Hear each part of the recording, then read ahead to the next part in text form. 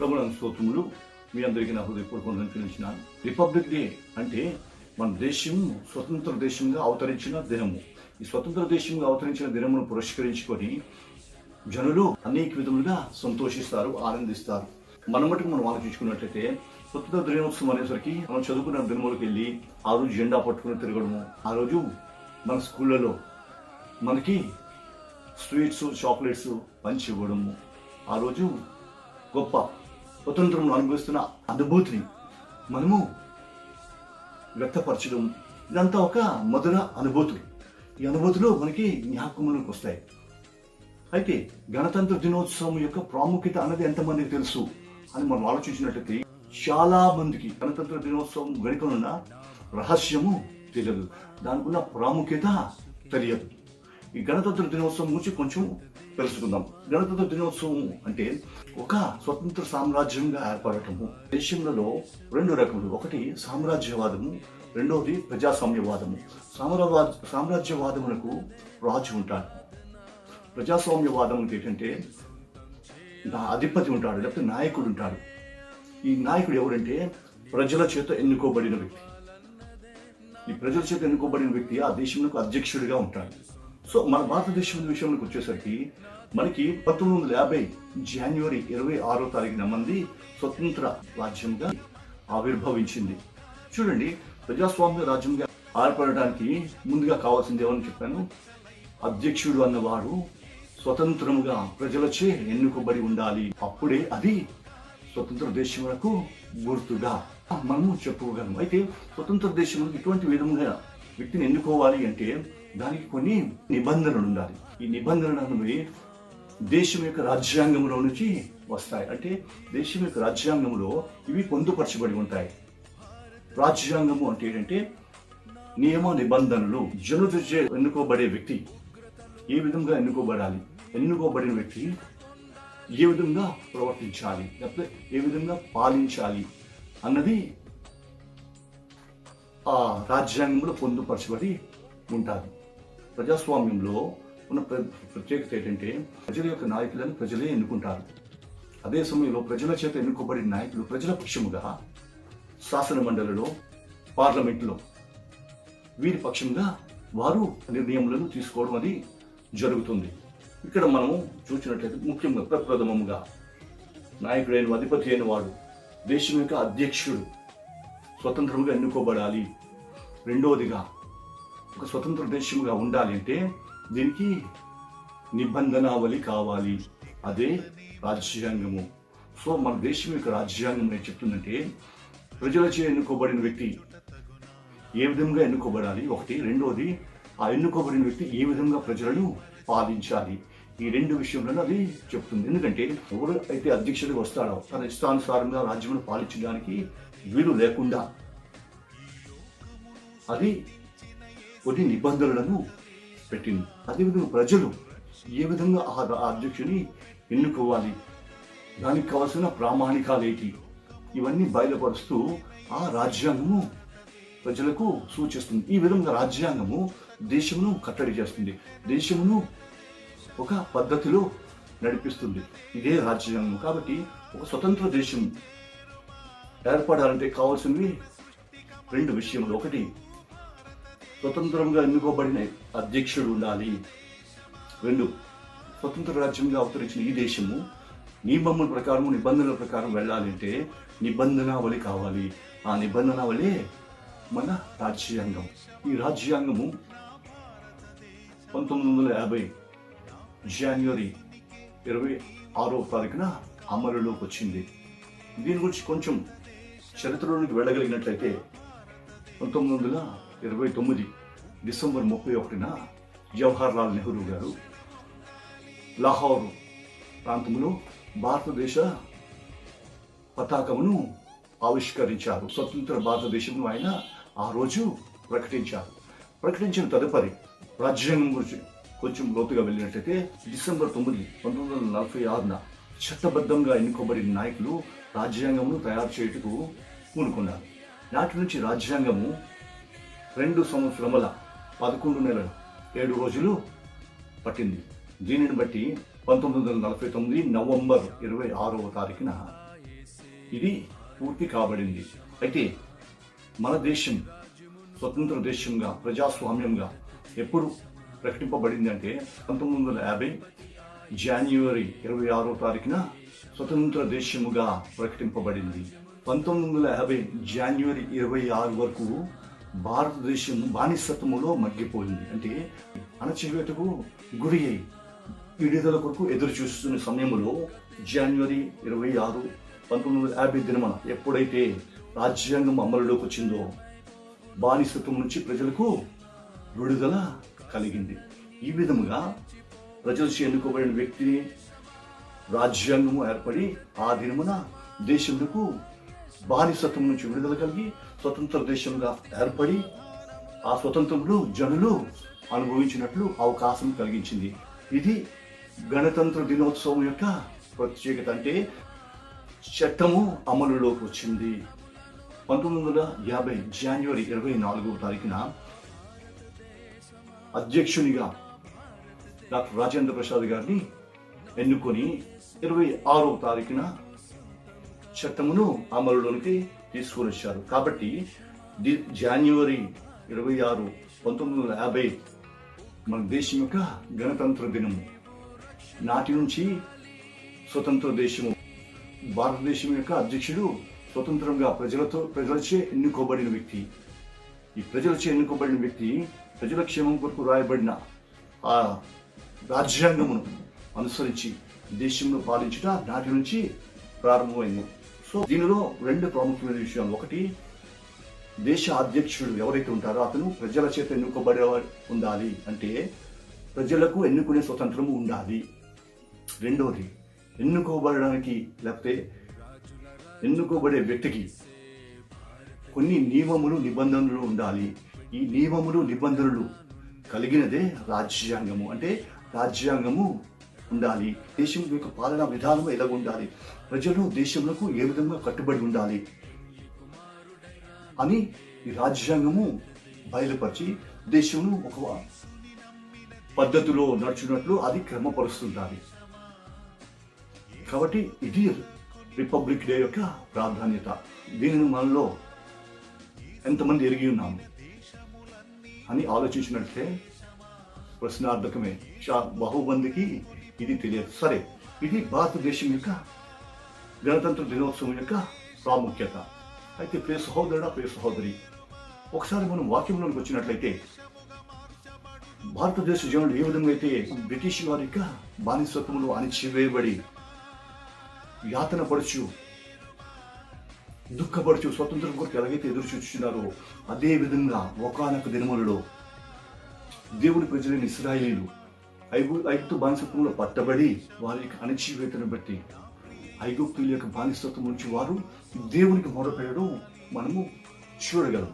అక్కడ నుంచి దేవునికి ఏ విధంగా మొరపెట్టారు, దేవుడు ఏ విధంగా వారి మొరను విన్నాడు అన్న విషయం 1వ అధ్యాయము 2వ అధ్యాయంలో మనం చూసినట్లయితే అక్కడ మనకి కనిపిస్తుంది. అప్పుడు దేవుడు వారి మొరను చూచి తన ప్రజల దగ్గర కనికరం చూపించి తన ప్రజలను విడిపించుటకు ఒక నాయకుని దేవుడు ఎన్నుకున్నాడు. అతనే మోషే. మోషే ద్వారా ఇశ్రాయేలీయులను బానిసత్వం నుంచి విడిపించి తమ కొరకు ఏర్పాటు చేయబడిన ఆ స్వతంత్ర రాజ్యంలోకి ప్రవేశపెట్టుటకు గాను మోషే ద్వారా తన ప్రజలను నడిపించడం మనం చూడగలుగుతాం. నడిపిస్తున్న క్రమంలో దేవుడు మోషేకి సినాయి కొండ మీద ధర్మశాస్త్రం నుంచి ప్రజలను ఏ విధంగా నడిపించవలను, ప్రజలను ఏ విధంగా అదుపు చేయవలను అన్నది దేవుడు ఆ సినాయి కొండ మీద మోషేకి వ్రాసి ఇచ్చినట్లు మనము చూడగలము. చూడండి, సినాయి కొండ మీదకి ఎప్పుడైతే మోషే వెళ్ళాడో అక్కడ దేవుడు మోషేతో మాట్లాడుతూ దేవుడు అన్నాడు, మోషే, నువ్వు ప్రజలను పాలించే క్రమంలో ప్రజలు ఈ విధంగా జీవించాలి, ప్రజలు ఈ విధంగా నడుచుకోవాలి, ప్రజలు పాటించవలసిన పద్ధతులు ఇవి, ప్రజలు తోటివారి పట్ల జరిగించవలసిన విషయములు ఇవి, వారు పొందిన స్వతంత్రం బట్టి వారు అనుభవిస్తున్న దేశంలో వారు జీవించవలసిన విధానం ఇది అన్ని దేవుడు 613 నియమ నిబంధనలు మోషేకి ఇచ్చినట్లు మనం చూడగలము. నిర్గమకాండం 20వ అధ్యాయం, 21వ అధ్యాయం, 22వ అధ్యాయంలో మనం చూసినట్లయితే ఇక్కడ దేవుడు మోషేకి ఆజ్ఞలు, కట్టడలు, న్యాయ విధులు ఇచ్చాడు. ఈ ఆజ్ఞలు, కట్టడలు, న్యాయ విధులు దేనికి పనిచేస్తున్నాయంటే, ఇశ్రాయేలీయులు ఒక స్వతంత్ర దేశంగా అక్కడికి వెళ్ళిన తర్వాత అక్కడ వారు నివసిస్తారు. అక్కడ వారు నివసించిన తర్వాత వారు స్థిరపడతారు. స్థిరపడిన తర్వాత వారు ఏ విధంగా జీవించాలి అన్న వాటి గురించి మొత్తంగా వీటిలో వ్రాయబడింది. చూడు, మొట్టమొదటి ఆజ్ఞలు. ఈ ఆజ్ఞలు ఏంటంటే, అరణ్యం ప్రయాణంలో వీరు జరిగిస్తున్న వీరి ప్రయాణంలో వీరి యొక్క ప్రవర్తన, వీరి యొక్క నడవడి దేవునికి ఇష్టానుసారంగా ఉండాలి. దేవుడు వారి పట్ల నివాసం చేయుటకు వారి ప్రవర్తన యోగ్యమైనదిగా ఉండాలి అంటే కొన్ని పద్ధతులు వారు అనుసరించాలి. ఆ పద్ధతులు ఏంటి అన్నది దేవుడు ఆజ్ఞల రూపంలో ఇచ్చాడు. ఆజ్ఞలు అంటే వారు తప్పనిసరిగా పాటించవలసిందే. దానిలో మొదటి ఆజ్ఞ ఉన్నాడు, నీ దేవుడినైన యెహోవాను నేనే, నేను తప్ప వేరే దేవుడు లేడు. అంటే ఇక్కడ దేవుడు ఏం చెప్తున్నాడు, తననే ఆశ్రయించాలి, తననే పూజించాలి, తననే ఆరాధించాలి. అంటే ఈ విధంగా జనులు ఎప్పుడైతే చేస్తారో దేవుని యొక్క సహవాసం జరుగుతూ ఉంటుంది. ఎప్పుడైతే దేవుని సహవాసం జరుగుతూ ఉంటారో జనులు కుడి ఎడమలు తొట్టిల్లే అవకాశము లేదు. తద్వారా ప్రజలు దేవుని యొక్క నడిపింపులు నడిచి దేవుని యొక్క సంరక్షణను అనుభవించగలరు. ఇది దేవుని ఉద్దేశం. కాబట్టి ఆజ్ఞలు ఇచ్చారు. ఈ ఆజ్ఞలలో నువ్వు దీర్ఘాయుష్మంతుడు ఉన్నట్లు నీ తల్లిని తండ్రిని సన్మానించుము. అంటే ఆ దేశమును ప్రవేశించి ఆ దేశం యొక్క క్షేమం నువ్వు అనుభవించాలి అంటే నీ తల్లిని తండ్రిని నువ్వు సన్మానించాలి. అదేవిధంగా దేవుని యొక్క పరిశుద్ధుడు. ఈ విధంగా ఆజ్ఞలు దేవుడు ప్రజలకు ఇచ్చాడు. ఎందుకంటే ఈ ప్రయాణంలో వీరి అలసటను బట్టి, వీరి ప్రయాణం బట్టి, వీరి యొక్క కార్యములను బట్టి దేవుని సన్నిధిని నిర్లక్ష్యం చేయకుండా, ఆ నిర్లక్ష్యం బట్టి దేవుని యొక్క సహవాసం కోల్పోకుండా, కోల్పోయిన దాన్ని బట్టి వారు నాశనం అయిపోకుండా వీరు ఆ స్వతంత్ర రాజ్యంలో ప్రవేశించే వరకు వారిని నడిపించుటకు ఆజ్ఞలను ఇచ్చాడు. కట్టడలను దేవుడు ఏర్పాటు చేశాడు. మూడవదిగా న్యాయ విధులు ఇచ్చాడు. మీరు స్థిరపడిన తర్వాత మీ జనుల మధ్య ఎటువంటి భేదములు కలగకుండా ఉండాలి అంటే మీరు ఈ విధంగా ప్రవర్తించాలి.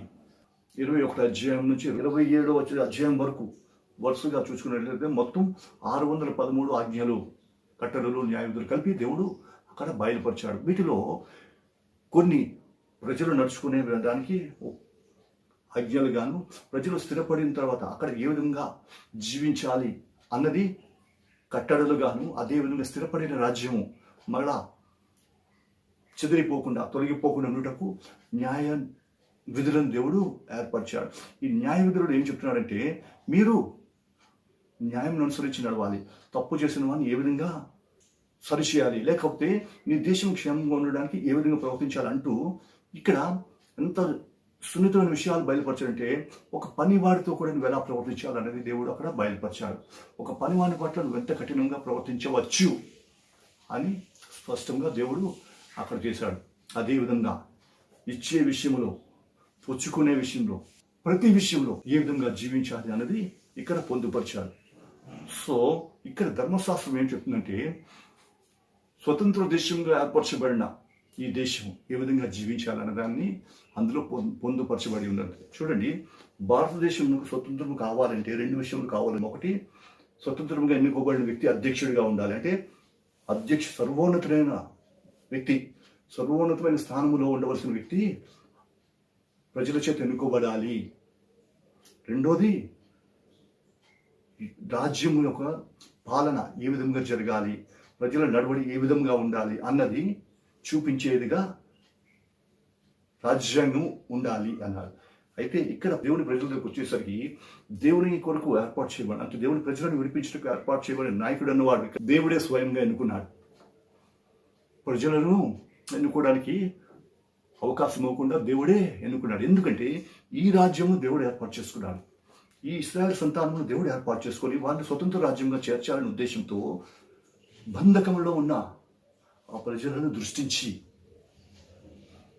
వారిని విడిపించడం కొరకు దేవుడు తన ప్రతినిధిని పంపించాడు, మోషేని.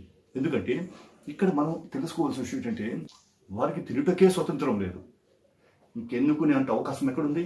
అయితే దేవుని ప్రణాళికలో తన ప్రజలు ఒక స్వతంత్ర రాజ్యంగా ఏర్పడాలి.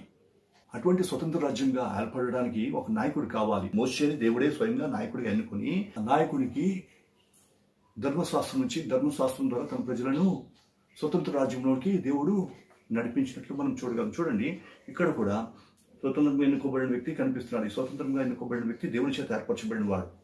అదే సమయంలో నియమములు, నిబంధనలు కలిగిన ధర్మశాస్త్రమును దేవుడు మోషేకిచ్చి, తద్వారా తన బానిసత్వంలో నుంచి తన ప్రజలను విడిపించి స్వతంత్ర రాజ్యంగా ఏర్పాటు చేసి గణతంత్రమును వారికి ఇచ్చాడంటే ఒక స్వతంత్ర రాజ్యంగా వారికి ఏర్పాటు చేశాడు. సహోదరుడు ఒకసారి గమనించాను, ఈ స్వతంత్ర దేశంగా ఏర్పాటు చేయబడిన ఇశ్రాయేలీలు దేనిని బట్టి నడిపింపబడ్డారు? ఒకటి, ఎన్నిక చేయబడిన వ్యక్తి మోషే. రెండవదిగా రాజ్యాంగంకు సూచనగా ఉన్న ఈ ధర్మశాస్త్రము, ప్రజలు ఏ విధంగా జీవించవలను, దేవునికి ఇష్టలుగా ఉండాలంటే ఏ విధంగా ఉండాలి, దేవునికి దీవెనను, దేవునికి క్షేమం అనుభవించాలంటే ఎట్టి విధమైన స్థితి కలిగి ఉండాలి అన్నది దేవుడు అందులో బయలుపరిచాడు. ఇక్కడ కూడా ఈ రెండు విషయంలో జరిగి బానిసత్వం నుంచి స్వతంత్ర దేశంగా ఏర్పడ్డారు. ఇది ఇశ్రాయేలు చరిత్ర గురించి మనం ఆలోచించినట్లయితే, మన విషయంలోకి వచ్చేసరికి మనకి ఇది ఏ విధంగా వర్తిస్తుంది అని మనం ఒకసారి ఆలోచించినట్లయితే, చూడండి ప్రియులారా, యోహాను సువార్తలో దేవుడు చెప్పాడు 3వ అధ్యాయం 16వ వచనం మనం చూసినట్లయితే, దేవుడు లోకమును ఎంతో ప్రేమించెను కాగా తన అద్వితీయ కుమారునిగా పుట్టిన వాని యందు విశ్వాసముంచు ప్రతి వాడును నశింపక నిత్య జీవం పొందినట్లు ఆయనను అనుగ్రహించాడు. ఇక్కడ దేవుడు లోకమును ఎంతో ప్రేమించాడు. ప్రేమించిన దేవుడు ఏం చేశాడంటే తన ఒక్కడైన తన కుమారుని పంపించాడట లోకం మీద. దేవునికి పంపించాడు. ఎవరైతే ఆయన యందు విశ్వాసం ఉంచుతారో వారందరూ నశింపక నిత్య జీవం పొందినట్లు వారిని అనుగ్రహించాడట. చూసారు, గమనించిన ప్రియులారా, ఇక్కడ కడవరి దినములలో వచ్చేసరికి, సంఘకాలంలోకి వచ్చేసరికి ప్రజలు పాపముల చేత, చూడండి, మొట్టమొదటిగా భారతదేశం విషయానికి వచ్చేసరికి భారతదేశము బ్రిటిష్ వారి పరిపాలనలో, బ్రిటిష్ వారి యొక్క బానిసలుగా జీవించి ఒక స్వతంత్ర రాజ్యంగా ఏర్పడ్డారు. రెండవదిగా ఇశ్రాయేలీలను చూసినట్లయితే వారు ఐగుప్తీయులకు బానిసలుగా ఉండి దాని నుంచి స్వతంత్రులుగా ఏర్పడ్డారు. ఈ రెండిటికి నాయకులు ఏర్పరచబడ్డారు. అదే సమయంలో వారికి రాజ్యాంగము, వీరికి ధర్మశాస్త్రము ఏర్పరచబడి వీటి ద్వారా ప్రజలు విడుదల పొందారు. అదే విధంగా కడవరి దినములలో జీవిస్తున్న మనము, కృపాయుగంలో జీవిస్తున్న మనము కూడా బానిసత్వంలో బ్రతుకుతుండగా దేవుడు తన కుమారునే సొంతంగా స్వయంగా పంపించాడు. చూడండి, ఇక్కడ కూడా ఎన్నుకోబడిన వ్యక్తి ఒకరు కావాలి. ఎవరు ఈ వ్యక్తిని ఎన్నుకోగలరు అంటే స్వతంత్రులైన జనులు ఎన్నుకోగలరు. స్వతంత్రత అనేది ఎక్కడుంది? లోకమంతా పాపంతో నిండిపోయింది, స్వతంత్రత లేదు. కాబట్టి దేవుడే స్వయంగా తన కుమారుని పంపించాడు. గలతీ పత్రిక 4వ అధ్యాయం 4వ వచనంలో మనం చూసినట్లయితే ఇక్కడ మనకి కనిపిస్తుంది, కాలము పరిపూర్ణమైనప్పుడు దేవుడు తన కుమారుని పంపించాడు.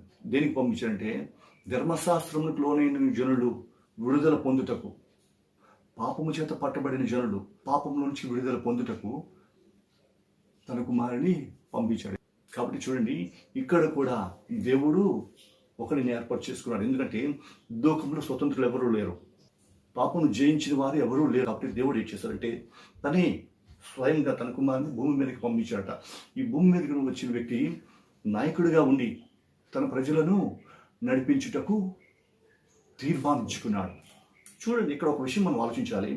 గత 2 పరిస్థితులలో ధర్మశాస్త్రం ఉంది, లేకపోతే రాజ్యాంగం ఉంది.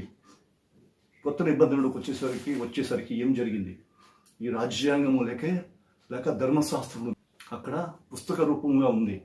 కానీ దేవుడు ఏం చేశాడంటే ఆ ధర్మశాస్త్రమును నీలో నాలో దేవుడు పెట్టాడు.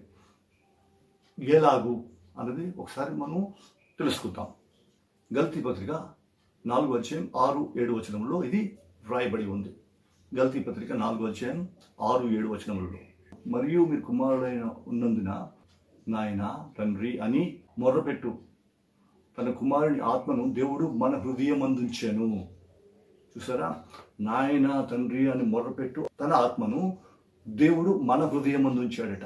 అది ఎందుకు మనలో వచ్చింది మనం ఆలోచించినట్లయితే, ఒకసారి యోహాను సువార్త 16వ అధ్యాయం 7 నుంచి 11 వచనం వరకు మనం చూసినట్లయితే దేవుడు చెప్తున్నాడు, నేను వెళ్ళిపోతున్నాను, వెళ్ళిపోయిన తర్వాత ఆదరణకర్తను మీ వద్దకు పంపిస్తాను.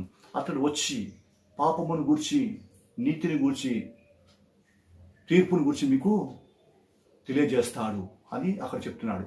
ఏంటి పాపం గురించి, నీతిని గురించి, తీర్పుని గురించి చెప్పడం అంటే ఇక్కడ పరిశుద్ధాత్ముడు నీలో ప్రవేశించి నీలో ఉన్న నివసిస్తున్న పరిశుద్ధాత్ముడు ఏం చేస్తాడంటే నీలో పాపముల గురించి హెచ్చరిస్తున్నాడు. నువ్వు ఎప్పుడైతే అతిక్రమం చేస్తున్నావో, దేవుని యొక్క ధర్మంకు విరోధంగా వెళ్తున్నావో, నీకు అధర్మ ప్రవర్తనను లేకపోతే నువ్వు వ్యతిరేకంగా జీవిస్తున్న జీవితం నీకు బయలుపరుస్తూ, నిన్ను హెచ్చరిస్తూ, నిన్ను సరిచేస్తూ, అక్కడ రాజ్యాంగం కానీ ఇక్కడ ధర్మశాస్త్రం కానీ ఏ విధంగా ప్రజలకు హెచ్చరిస్తుందో అదే విధంగా లోపల నుంచి పరిశుద్ధాత్ముడు నిన్ను ధర్మం వైపు నడిపిస్తున్నట్టాడు. అక్రమం చేసినప్పుడు నీతో మాట్లాడుతుంటాడు, అన్యాయం చేస్తున్నప్పుడు నీతో మాట్లాడుతుంటాడు. అక్కడ చూస్తే తప్పు తెలుస్తుంది, చూసి నడవాలి. ఇక్కడ లోబడి నడవాలి అంతే.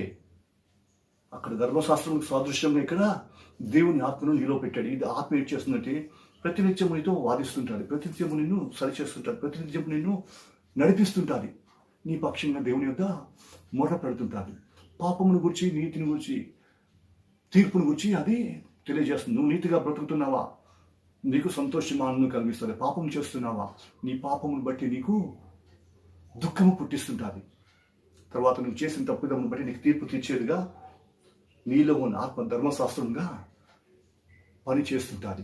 కాబట్టి ప్రియ సహోదరుడా, కడపడి దినములో జీవిస్తున్న నీకు కూడా ఈ రెండు విషయంలో ఉన్నాయి. ఒకటి, నీకు నాయకుడిగా ఉన్నవాడు, నిన్ను రక్షించుకోవడానికి నిలబడిన వ్యక్తి స్వతంత్రుడై ఆ దేవుని చేత ఎన్నుకోబడిన నీ దేవుడైన యేసుక్రీస్తు. ఆ యేసుక్రీస్తు వచ్చి భూమి మీద నీ కొరకు నా కొరకు చనిపోయి తన ప్రాణమును పెట్టి ఒక నాయకుడిగా నీ కొరకు నా కొరకు నిలవబడ్డాడు. ఆ నాయకుడిగా నిలవబడిన అతను ధర్మశాస్త్రమును, పరిశుద్ధాత్ముడు అనే ధర్మశాస్త్రం నీలో నాలో పెట్టి నడిపిస్తున్నాడు.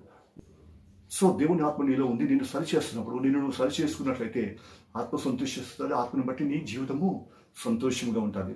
ధర్మశాస్త్రంకు విరోధంగా నిలబడిన వాడెవడు ప్రజలలో బ్రతకడు, చనిపోతాడు, చంపవేయబడాలి. అదేవిధంగా ఇక్కడ పరిశుద్ధాత్మకు విరోధంగా రూపింపబడిన ఒకవేళ ప్రవర్తించినట్లయితే, పరిశుద్ధాత్మను దూషించినట్లయితే నువ్వు మరణానికి పాత్రుడవు. ఏటి మరణం అంటే రెండవ మరణం. మొట్టమొదటిగా భారతదేశంలో గురించి ఆలోచించినట్లయితే, భారతదేశంలో ప్రజల చేత ఎన్నుకోబడిన వ్యక్తి అధ్యక్షుడిగా ఉండాలి. అతడు సర్వోన్నతమైన స్థానంలో ఉండాలి. ఈ సర్వోన్నతమైన స్థానంలో ఉన్న వ్యక్తి భారతదేశ రాజ్యాంగం బట్టి పాలించాలి. సో ఒక దేశము స్వతంత్ర దేశంగా ఏర్పడాలి అంటే దానికి కావాల్సినవి సర్వోన్నతమైన స్థానంలో ఉన్నవాడు స్వతంత్రుడై ఉండి ప్రజల చేత ఎన్నుకోబడాలి. ఒకటి. రెండవది, దేశము ఒక నియమము నిబంధనల ప్రకారం జరగాలి, నడవాలి. అంటే నియమ నిబంధనలు కలిగిన ఒక పుస్తకము కావాలి, లేకపోతే ఒక లిపి కావాలి. అదే రాజ్యాంగము, భారతదేశ రాజ్యాంగము. సో భారతదేశము రాజ్యాంగమును అనుసరించి నడుస్తుంది కాబట్టి ఒక పద్ధతిలో నడుస్తుంది. రెండవదిగా ఇశ్రాయేలీయుల దగ్గరికి వచ్చేసరికి ఇశ్రాయేలీయులకు నాయకుడిగా ప్రజలు ఎన్నుకునే స్థితిలో లేరు కాబట్టి దేవుడే వారికి నాయకుడిని ఎన్నుకొని వారి కొరకు నాయకుడిని ఏర్పరిచి ఆ నాయకుడి ద్వారా ఐగుప్తు నుంచి వారిని విడిపించి స్వతంత్ర దేశంలోనికి నడిపించాడు. ఈ స్వతంత్ర దేశంలోనికి నడిపించడానికి గాను నిబంధనావళిని దేవుడిచ్చాడు. ఏంటి నిబంధనావళి అంటే ధర్మశాస్త్రం దేవుడిచ్చాడు. అదేవిధంగా కడవరి దినంలో కృపాకాలంలోకి వచ్చేసరికి ఇక్కడ చూపించాడు. ఇక్కడ కూడా పాపం చేత పట్టబడి పాపములో నశించిపోచిన వ్యక్తిని విడిపించుటకు పాపము లేని వ్యక్తి దేవుని కుమారుడు నీ కొరకు నాయకుడిగా నియమింపబడిన నీకు ఒక ధర్మశాస్త్రం ఏర్పాటు చేసి ఆ ధర్మశాస్త్రం నీలోనే పెట్టాడు. ఏంటి ధర్మశాస్త్రం అంటే అదే పరిశుద్ధాత్మ. ఈ పరిశుద్ధాత్మ నీలో ఉండి నీలో క్రియ జరిగిస్తూ నీ యొక్క అతిక్రమలను, నీ పాపములను నిన్ను ఒప్పింపజేస్తూ నిన్ను సరైన దారులు నడిపిస్తూ దేవుడు నీకు ఇచ్చిన స్వతంత్రమును నువ్వు పోగొట్టుకోకుండానట్లు నీలో ఉండి నిన్ను న్యాయమైన పద్ధతిలో, దేవునికి ఇష్టమైన పద్ధతిలో నడిపిస్తూ నీకు స్వతంత్రమును ఆ పరిశుద్ధాత్ముడు కాపాడుతున్నాడు. కాబట్టి ఆ స్వతంత్ర దేశంలో నువ్వు ప్రవేశించాలంటే ఆ పరిశుద్ధాత్మని నువ్వు దుఃఖపరచకూడదు, ఆ పరిశుద్ధాత్మను నువ్వు గాయపరచకూడదు. ఎందుకంటే పరిశుద్ధాత్మకు విరోధంగా నువ్వు మాట్లాడినట్టే నీకు ఇకమందు పరలోకమందు కూడా నీకు క్షమాపణ లేదు అని చెప్పాడు. అంటే ఇక్కడ ఈ ధర్మశాస్త్రం ఏం చెప్తుంది, దేవుని సన్నిధిలో నువ్వు ఎలా నడవాలి, దేవుని కొరకు ఏ విధంగా జీవించాలి, దేవుని ఇష్టడుగా నువ్వు ఎలా ఉండాలి అన్నది ఈ పరిశుద్ధాత్ముడు ధర్మశాస్త్రంగా నీలో క్రియ జరిగిస్తున్నాడు. ఎప్పటి వరకైతే నువ్వు ధర్మశాస్త్రంకు లోబడి ఉంటావో, ఎప్పటి వరకైతే నువ్వు ధర్మశాస్త్రం అనుసరించి నడుస్తుంటావో అప్పటి వరకు నువ్వు స్వతంత్రుడు కాబట్టి స్వతంత్ర దేశంలోనికి వెళ్తావు. ఏటా స్వతంత్ర దేశం అంటే దేవుడు నీ కొరకు ఏర్పాటు చేసిన ఆ నిత్య రాజ్యంలోనికి నువ్వు ప్రవేశిస్తావు. ఎప్పుడు ప్రవేశించగలవంటే ఆ ఆత్మ నిన్ను నడిపిస్తున్నప్పుడు, ఆత్మ నడిపింపునకు లోబడిన వాడవే, ఆత్మను అనుసరించి, ఆత్మ పద్ధతులను అనుసరించి, ఆత్మ నడిపింపును గౌరవించి నువ్వు జీవించినట్లయితే నువ్వు ఆ నిత్య రాజ్యములో ప్రవేశిస్తావు. కాబట్టి ప్రియ సహోదరుడా, వాక్యమును వినిచిన నీవు ఈ రోజుల్లో లోకములో గణతంత్ర దినోత్సవమును వాటి సంబరములను ఆచరిస్తున్న నీవు మంచిదే. దేశ స్వతంత్రమును మనము ఉత్సవములుగా జరిపించుకుంటున్నాం, మంచిది. అదే సమయంలో నీ ఆత్మ యొక్క స్వతంత్ర దినోత్సవం గురించి, లేకపోతే నీకు ఆత్మ యొక్క స్వతంత్రముల గురించి ఒకసారి నువ్వు ఆలోచించుకుంటున్నావా? ఆత్మకు స్వతంత్రమును పొందిన నీవు ఆ స్వతంత్రమును కాపాడుకోగలుగుతున్నావా? ఒకసారి ప్రశ్నించుకో ప్రియ సహోదరుడా, ప్రియ సహోదరి. ఆత్మను స్వతంత్రమును నువ్వు కాపాడుకోవాలంటే ధర్మశాస్త్రం అనే పరిశుద్ధాత్మనికి నువ్వు లోబడి ఉండాలి. ధర్మశాస్త్రం అనే పరిశుద్ధాత్మ యొక్క కట్టడలకు నువ్వు లోబడి ఉండాలి. ధర్మశాస్త్రం అనే పరిశుద్ధాత్మ యొక్క నడిపింపునకు నువ్వు లోబడి ఉండాలి. కాబట్టి రక్షింపబడిన నీవు నీ రక్షణను కాపాడుకొంచు, అంతం వరకు నీ స్థితిని కాపాడుకొని నువ్వు జీవించాలి. అట్టి విధమైన జీవితమును నిత్యము మనం కలిగి ఆత్మను సంతోషపరచుచు ఆ నిత్య రాజ్యంలో ప్రవేశించి ఆ నిత్యమైన స్వతంత్రం అనుభవించాలని కోరుచు ఈ నా మాటలు ముగిస్తున్నాను. దేవుడి ఈ వాక్యమును మన హృదయములో ఫలింపజేయును గాక. ఆమేన్. ప్రార్థన చేసుకుందాం. స్తోత్రం నాయన, పరిశుద్ధుడా, నీకు వందనములు. గణతంత్ర దినోత్సవమును పురస్కరించుకునే దేవా, నీకు వాక్యము మేము ధ్యానించుకుని ఉండగా, అవును దేవా, రాజ్యాంగమును అనుసరించి దేశాధ్యక్షుడు ఏ విధంగా అయితే తండ్రి దేశమును పాలించవలనో, ఏ విధంగా ప్రజలు జీవించవలనో, అట్టి విధమును బట్టి ఒక స్వతంత్ర దేశంగా ఏర్పడిన దేశం గురించి మేము తెలుసుకుని ఉన్నాం. అదే సమయంలో తండ్రి నీ ప్రజల పట్ల నీకు ఉద్దేశమును వారిని నడిపించిన విధానం తెలుసుకుని వందనములు దేవా, నీకు వందనములు. అదే సమయంలో కడపడి దినములో జీవిస్తున్న మేము, మా కొరకు నీవు ఏర్పాటు చేసిన నాయకుని, అదే సమయంలో మాకు నీవు ఇచ్చిన ధర్మశాస్త్రం అనే పరిశుద్ధాత్మ యొక్క నడిపింపును గూర్చి మేము తెలుసుకుని ఉండగా నీకు వందనములు తండ్రి ప్రభువా. ఈ విధంగా తెలుసుకుని మేము ఆ పరిశుద్ధాత్మ యొక్క నడిపింపునకు లోబడిన వారమే ఆ నిత్యమైన స్వతంత్ర రాజ్యంలో ప్రవేశించే పర్యంతరం మా యొక్క విశ్వాసంను కాపాడుకొని స్థిరంగాను కదలని వారిగా జీవించి ఆ నిత్య రాజ్యంలో ప్రవేశించే పర్యంతరం మీ కృప చూపించవలసిందిగా నజరేయుడైన యేసు నామమున అడుగుచున్నాము తండ్రి. ఆమేన్.